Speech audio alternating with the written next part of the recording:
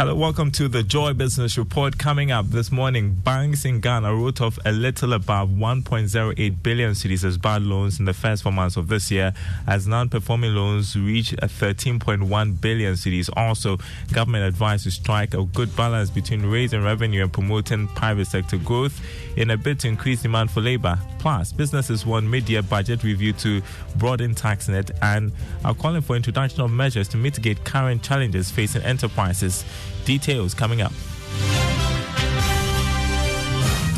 My name is Daryl Kwa. Thanks for being with us this morning. Banks in Ghana wrote off a little above 1.08 billion cedis as bad loans in the first 4 months of this year. That's according to the May 2023 income statement of domestic money banks published by the Bank of Ghana. Now, this is about 41.6% increase over the previous year. Here's more. The provision for bad debt was as a result of loan losses, depreciation, among others. In February this year, the government wrote off 859 million cedis as bad loans, about 145% year-on-year growth. The report stated that the banking industry's asset quality declined during the period under review. The industry's non-performing loans ratio raised to 18% in April 2023 from 14.3% in April 2022. When adjusted for the fully provisioned loan loss category, the industry's NPL ratio also increased to 7.6% from 4.2%, reflecting increasing shares of both substandard and doubtful loans. The rise in the bad loan, the report added, was attributable to the higher growth in the NPL stock of 51.5%. The NPL stock was estimated at 13.1 billion cedis in April this year, from 8.6 billion cedis in the same period last year. This partly reflected the revaluation of foreign currency NPLs, as well as the deterioration in some domestic currency loans. That was a Business Desk report. The director of the Institute of Statistical, Social and Economic Research, Professor Peter Quartey, is calling on government to strike a good balance between raising revenue and promoting private sector growth if it wants to increase the demand for labor. According to him, it would be practically impossible for the private sector to create jobs if it is burdened with taxes and an unfriendly business environment. Professor Peter Quartey was reacting to a report by the Bank of Ghana indicating real sector activities of the economy recorded mixed performance as demand for labor falls. Young people are not employed and they have to depend on the few or the working class. That is not the best. Also, it casts doubt on the future of the country as well as the ordinary person or the young person that do not find jobs. So I think we need to invest more. We need to promote the private sector. Government cannot employ most of these people. It is the private sector that has to flourish. So as we impose taxes, as we impose levies, as we impose all kinds of regulatory measures, let's also bear in mind that we are stifling the private sector. We need to strike a good balance between raising revenue and also promoting the private sector. You heard Director of the Institute of Statistical, Social and Economic Research, Professor Peter Quartey.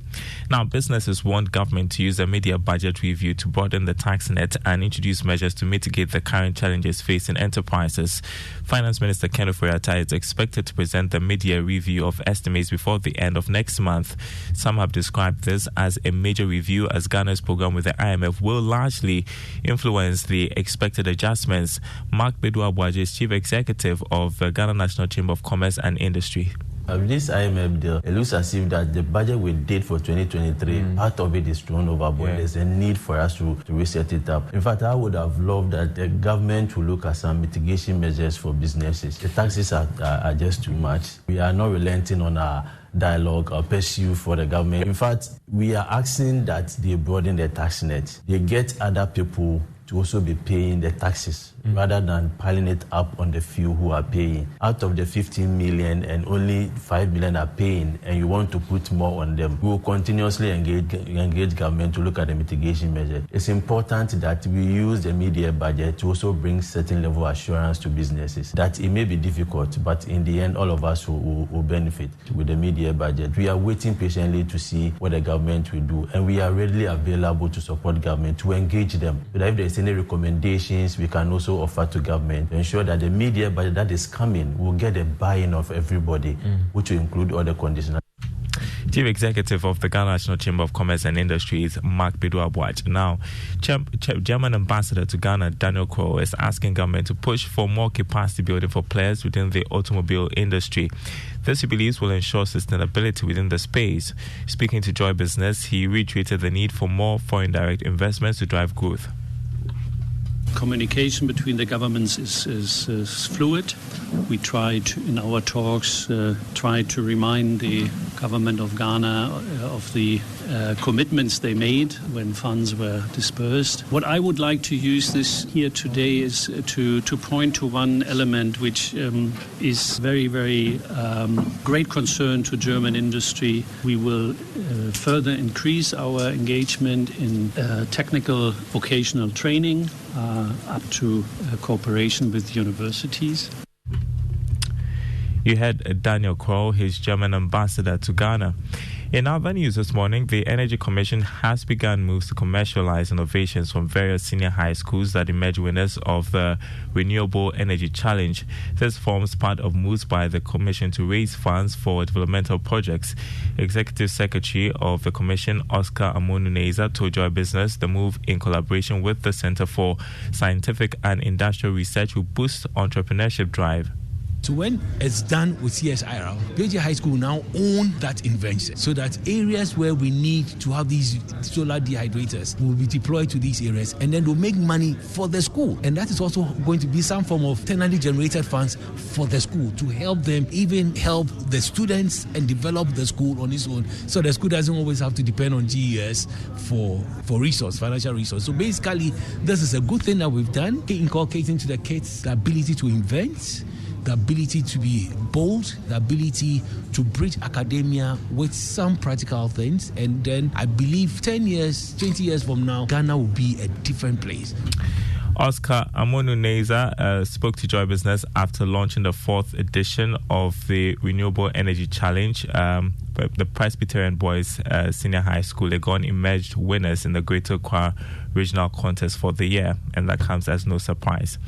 Well, the Special Advisor to the Minister of Environment, Science, Technology and Innovation, Oliver Boakye, has indicated that the lack of strong policy standards is accounting for the delay in transitioning to a circular economy. According to him, these challenges need to be addressed to enhance job creation in all sectors.